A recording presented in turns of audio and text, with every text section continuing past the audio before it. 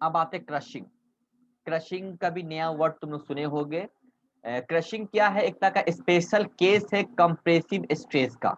Compressive stress का एक special case है क्रशिंग। लेकिन मैं एक नया वर्ड यहाँ पे यूज किए हैं कि कंप्रेसिव स्ट्रेस विद शियर। अब एग्जांपल समझ लो, ये तुम्हारा एग्जांपल हो गया, दो ठो मतलब प्लेट है, दो प्लेट को बोल्ट से रिवेट से जोड़ दिया गया है।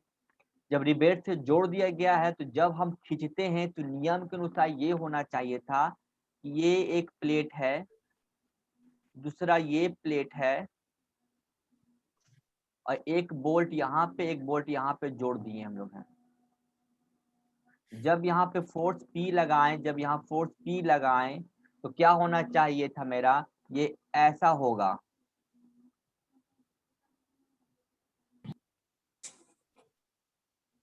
ये बोल्ट टूटेगा यहाँ से और दूसरा मटेरियल से टूट के चला जाएगा इसमें। ओके, इस केस में तो ये जो फोर्स लगा पी फोर्स लगा, तो इसमें ये जो रिबेट हुआ इसमें कौन सा चीज पैदा हुआ? इसमें पैदा हुआ शियरिंग। क्योंकि यहाँ पे इस जो एरिया का जो फोर्स है, तो ये फोर्स पी यहाँ लगा, ये फोर्स पी यहाँ पे लगा, तो इसके जो बोल्ट है उसके क्रॉस सेक्शन एरिया के पैरेलल फोर्स लगा। क्योंकि अगर अगर हम लोग ऐसे खींचते तो ये कहलाता टेंसाइल, क्योंकि ये क्रॉस सेक्शन एरिया के परपेंडिकुलर फोर्स लगा रहे हैं। लेकिन यहाँ पे जो फोर्स पी लगा रहे हैं वो क्या क्रॉस सेक्शन के पैरेलल फोर्स लगा रहे हैं, तो इस पे क्या पैदा होगा? शियरिंग। तो अगर हम लोग नट बोल्ट को, ये मेरा बोल्ट हो गया, रिवेट हो गया है, ये रिवेट हो गया, ये रिवेट क्रॉस सेक्शन एरिया हो गया, इसका डायमीटर अगर डी है तो कितना मेयर लगेगा? शेयरिंग स्ट्रेस कितना होगा? तो शेयरिंग मतलब पी बाई एरिया, इसका जो एरिया होगा pi by 4 into D square. लेकिन यहाँ पे दो ठो है, एक यहाँ से भी टूटा, यहाँ से भी दो बार, तो हम दो से मल्टीप्लाई कर देते हैं, माने एरिया के साथ से हम लोग। तो यहाँ पे दो एरिया हो गया मेरा है, दो यहाँ पे आ ये एरिया से मल्टीप्लाई किया गया हो, तो यहाँ पे एरिया से मल्टीप्लाई दो एरिया इसका हो गया है। तो अब क्रश इसको शेयरिंग हुआ, लेकिन अब क्रशिंग किसको बोलते हैं? जस्ट जब हम इसको ऊपर से देखेंगे तो ऑपोजिट दिखाएगा ऐसा। इसमें क्या दिखा रहा है कि जो प्लेट है वो प्लेट में क्रशिंग नहीं होना चाहिए था, हमारा रिवेट टूट जाना चाहिए। तो इसमें क्या हो रहा है कि क्रशिंग को यहाँ पे प्लेट को यहाँ पे खींचते हुए, मतलब तोड़ते हुए नहीं बल्कि उसको खींचते हुए, क्रशिंग करते हुए बोल्ट इसके आगे भाग रहा है। जबकि नियम के अनुसार बोल्ट को टूट जाना चाहिए था। देखो इस फॉर्म में तो बोल्ट क्या हुआ? टूटा नहीं बल्कि इसको चीरते हुए बोल्ट यहाँ, इसका पोजीशन यहाँ पे था, यहाँ से घसक के यहाँ पे आ गया। तो इसमें क्या पैदा हुआ? क्रशिंग। इसी को बोलते हैं क्रशिंग। तो क्या कर रहा क्या, तो ये जो बोल्ट है इस पार्ट को क्या कर रहा? दबा रहा है, कंप्रेसिव लगा रहा है। अब प्लस एज वेल एज इसमें इस पार्ट में शेयरिंग भी पैदा हो रहा है। तो ये क्रशिंग मतलब हो गया कंप्रेसिव, जो हमारा हुआ स्पेशल टाइप का ही एक हमारा क्रशिंग हुआ, जो कि क्रश करता है मटेरियल को तोड़ता नहीं है बल्कि इसको क्रश करते हुए इसमें एक जाकर बोल सकते हो कि इसके एरिया को और बढ़ा देना, सिंपल बोल सकते हो इसके एरिया को और बढ़ा देता है क्रशिंग करके। तो ये चीज हमारा कहलाता है crushing stress. Okay, yes sir. सवाल एक, क्रशिंग स्ट्रेस किस में पैदा हुआ? प्लेट में कि बोल्ट में, रिवेट में? प्लेट में सर। हाँ, प्लेट में सर। ओके, तो इस पिक्चर के अनुसार तुमको लगा कि क्रशिंग पैदा हुआ है प्लेट में, लेकिन ऐसा ये भी तो हो सकता है कि इस प्लेट की वजह से, रिमेम्बर प्लेट, ये क्रशिंग हुआ प्लेट में ड्यू टू रिवेट, तो ये भी तो हो सकता है फ्यूचर में ऐसा मटेरियल की क्रशिंग हो सकता है रिवेट में ड्यू टू प्लेट। मतलब यस सर, हो सकता ये ये शेयरिंग से टूटे नहीं बल्कि क्या करेगी? प्लेट की वजह से ये दब जाए, और क्या हो जाएगा? ये जो मोटा डायमीटर है वो पतला हो जाएगा। तो ये क्या हो गया मेरा? क्रशिंग। तो हाँ, दोनों में हो सकता है, प्लेट में भी हो सकता है और रिवेट में भी हमारा हो सकता है, डिपेंड करता है किसका स्ट्रेंथ ज्यादा, किसका क्रशिंग स्ट्रेंथ ज्यादा है। ओके, अगर रिवेट का ज्यादा होगा तो रिवेट नहीं होगा, प्लेट हो जाएगा। अगर प्लेट का क्रशिंग स्ट्रेंथ कम है तो प्लेट का हो जाएगा, क्रशिंग का नहीं होगा। तो ये चीज हमें याद रखना। अब आते सबसे टॉपिक पे।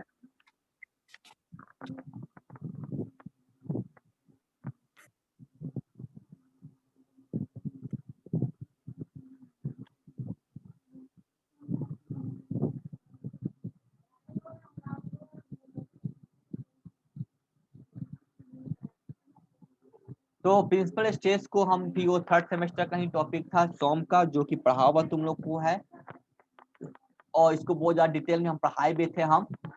तो फाइनली ये हो गया बाई एक्सियल स्ट्रेस, मतलब बाई एक्सियल स्ट्रेस बोलते हैं। क्यों बोलते हैं? क्योंकि इसमें दो तरह का, दो डायमेंशन में, मतलब एक्स एंड वाई एक्सिस में, मतलब यहाँ पे एक्स भी लग रहा है और वाई, और दो एक्सिस में इसका स्ट्रेस लग रहा है। एक सिग्मा एक्स लग रहा है, सिग्मा एक्स सिग्मा वाई, मतलब दो टेंसाइल लग रहा है, और प्लस इसके ऊपर शियर लग रहा है। मतलब एक ऐसा एलिमेंट जिसके ऊपर दोनों लगे, शियर भी लगे, टेंसाइल भी लगे। टेंसाइल का नेचर कंप्रेसिव हो सकता है। फॉर एग्जाम्पल, अगर एक ऑब्जेक्ट में ऐसा बनाए तो ये कंप्रेसिव भी हो सकता है, सिग्मा सी भी हो सकता है, सिग्मा टी भी हो सकता है, और प्लस शियर लोड भी हो सकता है, शियर स्ट्रेस भी हो सकता है। ओके, तो जब ऐसा हो सकते हैं, जो दोनों डायरेक्शंस में फोर्स लगे, इसी को बोलते हैं हमारा बाई एक्सियल स्ट्रेस। और इस एलिमेंट के अंदर, इस एलिमेंट के अंदर कोई भी पॉइंट पे इस सब का कॉम्बिनेशन इफेक्ट मतलब बाई एक्सियल स्ट्रेस का कॉम्बिनेशन इफेक्ट इस मटेरियल के अंदर जब पैदा होता है, ये सब थर्ड सेमेस्टर पढ़ा हुआ, हम लोग इसे डिटेल में नहीं जा रहे हैं। ओके, तो जो पैदा होता है तो उसमें दो रिजल्ट आता है। एक रिजल्ट आता है मैक्सिमम वैल्यू, एक आता है मिनिमम वैल्यूज। तो मैक्सिमम वैल्यू होता है जिसको बोलते हैं सिग्मा 1 से रिप्रेजेंट हम करेंगे इस बुक में, और मिनिमम को सिग्मा 2 से रिप्रेजेंट करेंगे। यहाँ पर दो वैल्यूज है, एक प्लस में एक नेगेटिव में है। तो तो दो वैल्यू आता है, एक आता है मैक्सिमम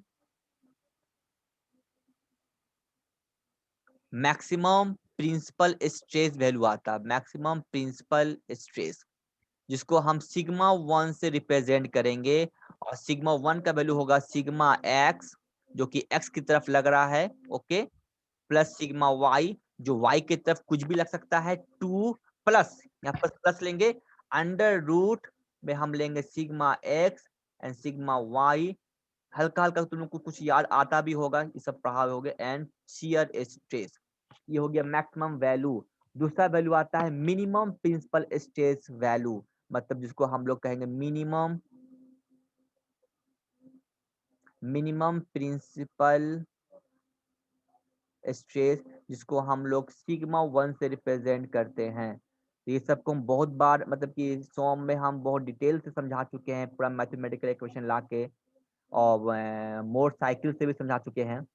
तो sigma x sigma y by 2 का whole square by tau square, sorry negative होगा। ठीक है, तो ये हम दो फॉर्मूला यूज करते हैं हम लोग हैं। अब आते हैं कि इसी का हमारा जो डिजाइन करेंगे हम लोग हैं, तो क्योंकि एक जब मटेरियल जब भी कोई एक एलिमेंट होता है, उसमें ऐसा नहीं कि सिर्फ शियर स्ट्रेंथ ही लगता है, उसमें कंप्रेसिव भी लग सकता है, टेंसाइल भी लग सकता है, उसमें बेंडिंग भी लग सकता है। फॉर एग्जाम्पल जिसको समझते हैं कि कौन सा एलिमेंट हम लेते हैं, फॉर एग्जाम्पल गाड़ी का एक्सल हमारा बात करते हैं, गाड़ी का एक्सल, जो गाड़ी का पीछे का जो पार्ट होता है एक्सल,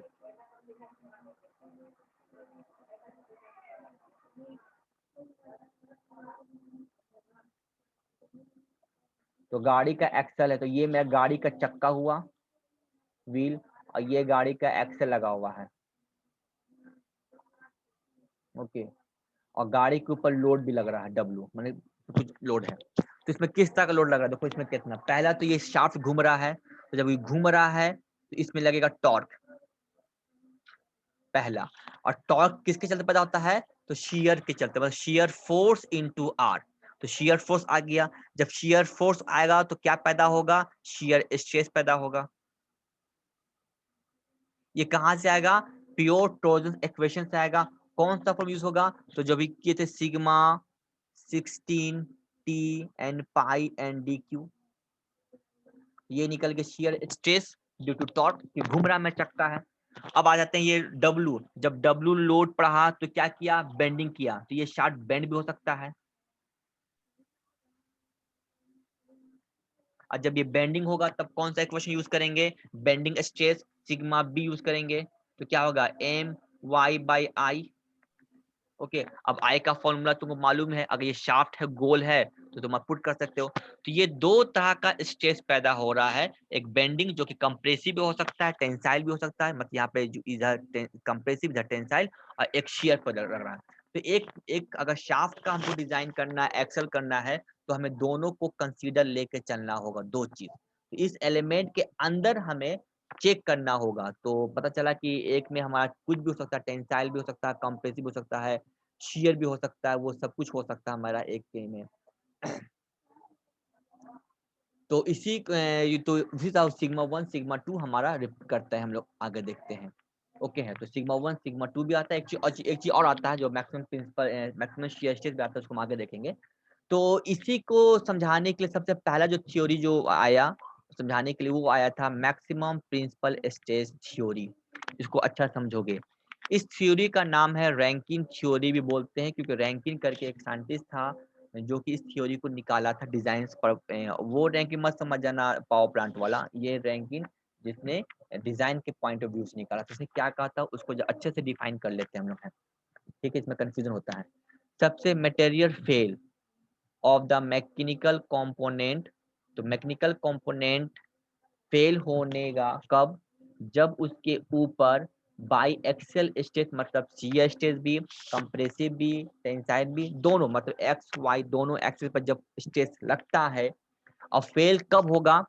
फेल हो जाएगा जब मैक्सिमम प्रिंसिपल स्ट्रेस मतलब sigma 1 is reaches the yield या ultimate strength of the materials। तो जब ये sigma 1 maximum tensile maximum yield point पर पहुंच जाता है, तब मटेरियल मेरा टूट जाता है। अब इसका मतलब क्या है वो समझ लो।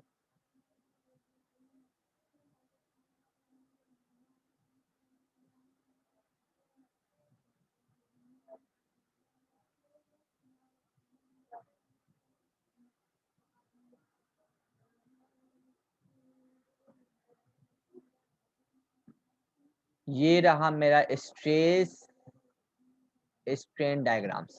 ओके, तो ये हो गया yield पॉइंट, मतलब YLD यील्डिंग, मतलब जहां से मेरा यील्ड होना शुरू हो जाता है, जहां से डिफॉर्मेशन होना शुरू हो जाता है। तो ये हो गया मेरा स्ट्रेस यानी स्ट्रेन वैल्यूज। तो ये कहने मतलब है कि जब मटेरियल को हम बनाते हैं और मटेरियल अगर यील्ड पॉइंट जैसे अच्छा ये बताओ, ये जो यील्डिंग पॉइंट है हम कहाँ से करते हैं? यूटीए मशीन में टेस्टिंग करते हैं। तो हम इसको रिसर्च एंड डेवलपमेंट डिपार्टमेंट में जाके टेस्टिंग करेंगे। ओके, और इसको समझो ऐसी मीनिंग है कि कोई टाटा कंपनी है, टाटा कंपनी एक शार्ट बनाता है मेरा है, ये शार्ट बना के दे दिया। तो कंपनी वाला जब भी शार्ट बनाता है तो बनाने से पहले उसका टेस्टिंग करता है। जब टेस्टिंग करता है तो बताया कि इस मटेरियल का जो यील्ड पॉइंट है उसको हम SYT से रिप्रेजेंट करते हैं, क्योंकि भंडारी में यील्ड पॉइंट को इसी नोमेनक्लेचर समझाया जा रहा है SYT से। तो इसे कहा कि इसका जो SYT वैल्यू है वो 20 न्यूटन पर mm² इसका वैल्यू है। मतलब इसके ऊपर जाएगा तो मटेरियल परमानेंट डिफॉर्मेशन आएगा। तो हमको इसका ये यील्ड पॉइंट है जब भी आपको काम करना होगा इसके अंदर। अब हम क्या किए कि इसको ले गए और हम गाड़ी के चक्का में लगा दिए, और जब गाड़ी घूमता है तो उसमें टॉर्क लगता है T, बेंडिंग मोमेंट लगेगा।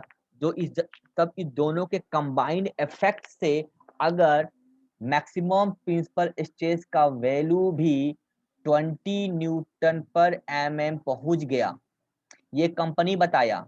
ये कब पैदा हुआ? ये ड्यू टू एक्सटर्नल लोड जैसे बेंडिंग, टॉर्जन, टेंसाइल, कंप्रेसिव के चलते इस एलिमेंट के अंदर इतना पैदा हुआ सिग्मा 1। तब ये वैल्यू इसके बराबर हो गया तो मटेरियल फेल हो जाएगा। जब फेल हो जाएगा तो वही इसका वैल्यू था कि फेल हो जाएगा मटेरियल। तो हमारा वैल्यू को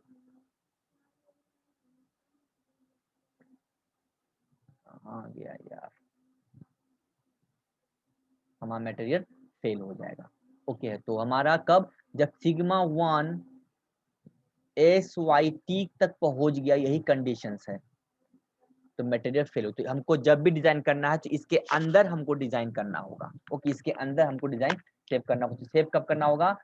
सेव के लिए क्या करना होगा हमको? सिग्मा 1 का वैल्यू जब भी हो वो SYT के अंदर होना चाहिए।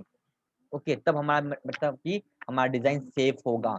ओके है, उसके बाद ये एक्सपेरिमेंटल इन्वेस्टिगेशन करने से पता चला कि ये जो थ्योरी है वो ब्रिटर मटेरियल के लिए सक्सेस है, मतलब ब्रिटर मटेरियल को अगर फोकस करें तो ये प्रिंसिपल काम करता है, एक्सपेरिमेंटल इन्वेस्टिगेशन करने पर पता चला। ओके ना, जैसा कोई ऐसा कोई लॉजिक नहीं है क्यों, तो ये हमारा ब्रिटर मटेरियल पर काम कर जाता है। ओके,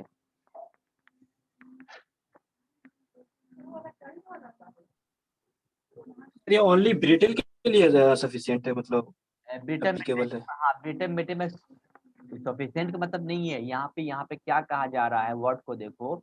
यहाँ पे एक्सपेरिमेंट जब किया गया, जब डक्टाइल मटेरियल पे किया गया, जब ब्रिटर मटेरियल पे किया गया, अलग अलग तरह का मटेरियल पे किया गया है, तो ये जो थ्योरम था, ये थ्योरम ब्रिटर मटेरियल पे जब किया जा रहा था तो ये ज्यादा क्लोज इसका रिजल्ट आ रहा था। यहाँ पे इन्वेस्टिगेशन करने पे यहाँ पे सजेस्ट मांगा जा रहा है, सजेस्ट मतलब ये कहा जा रहा है कि जब भी ब्रिटर मटेरियल हो तो इस सिद्धांत पे काम कीजिएगा तो रिजल्ट आपका बहुत ही अच्छा आएगा, ये कहा जा रहा है। ये नहीं कि एकदम इसी के लिए है, नहीं, ये थ्योरम बना था सभी मटेरियल के लिए। यहाँ पे लिख दिया है yield and ultimate, yield and ultimate, तो अल्टीमेट यूज करते हैं ब्रिटर मटेरियल के लिए, जो हम लोग, क्योंकि ब्रिटर का डायग्राम जो बनता है वो ऐसा बनता है, तो इसका yield point, ultimate point, breaking point सब एक ही होता है। तो ब्रिटर के लिए हम लोग यूज करते हैं अल्टीमेट, यील्ड यूज करते हैं डक्टाइल मटेरियल के लिए हम लोग यूज करते हैं। तो कहा था कि ये हमारे ब्रिटर मटेरियल पे इसका रिजल्ट अच्छा आता है, ये उसका मानना। ये तो रैंकाइन का मतलब नहीं था, ये एक्सपेरिमेंट करने के बाद पता चला कि ये मटेरियल ब्रिटर के लिए सही हो जाता है। Okay sir.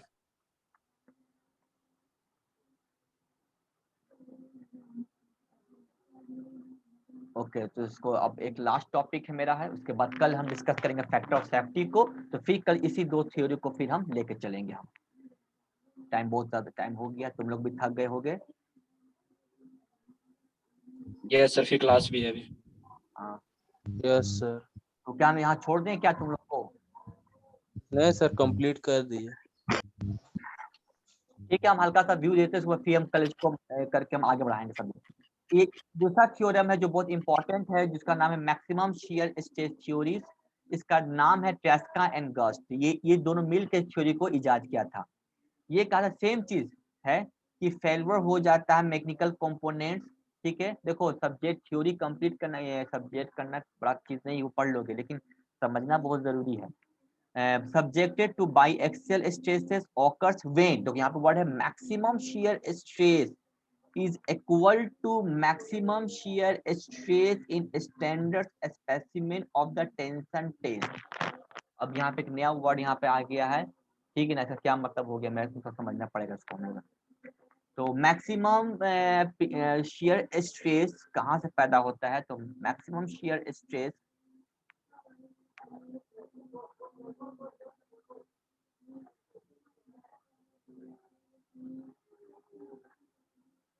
तो मैक्सिमम शियर स्ट्रेस जो होता है वो होता है tau maximum according to sigma x minus sigma y two का होल स्क्वायर बाई टाउ का होल स्क्वायर, या इसका दूसरा फॉर्मूला भी होता है sigma 1 by sigma 2 by 2। Okay, तो ये सब एसएससी में बहुत बार पूछा हुआ क्वेश्चन है। Yes sir. तो ये प्रिंसिपल स्ट्रेस के डिफरेंस को सिग्मा 1 सिग्मा 2 मतलब maximum principal stress and minimum principal stress by 2 को हम लोग कहते हैं इसको। तो ये कहता है कि ये जब वैल्यू पहुंच जाता है मटेरियल, और ये क्योंकि ये हम लोग बाहर के एक्सटर्नल फोर्स को अप्लाई करने पे चीज पैदा हुआ है। इसके बाद कौन सा क्लास है सर? उत्पल सर का क्लास है सर। इसका? दीपक उत्पल सर। सर का है सर। उत्पल सर क्लास है। हाँ यस सर, IoT का। इनविटेशन वही किए। ओके ओके ओके, तो बस ये हो गया। और उसके बाद कहता है क्या चीज है कि ये इक्वल हो जाता है जब हम किसी भी स्टैंडर्ड ऑब्जेक्ट पे, अब हम क्या करते हैं, जाते हैं यूटीएम मशीन में। अब यूटीएम मशीन क्या करते हैं कि इस मटेरियल को हम टेंसाइल फोर्स हम इसके ऊपर लगाते हैं। ओके, तो जब हम लगाते हैं तो इसमें जो मैक्सिमम शियर पैदा होता है यूटीएम में, जब शियर टेस्टिंग करते हैं, जब शियर टेस्टिंग करते हैं तो उसमें जो मेरा शेयर पैदा होगा उसका वैल्यू अगर इस पे पहुंच जाता है तो मेटेरियल फेल हो जाता है। तो ये मान लो कि सिर्फ हम सिग्मा एक्स दिए, लगता है तुम लोग का टाइम बहुत जा रहा है क्योंकि इसको थोड़ा लंबा चला जाएगा मेरा क्लासेस में।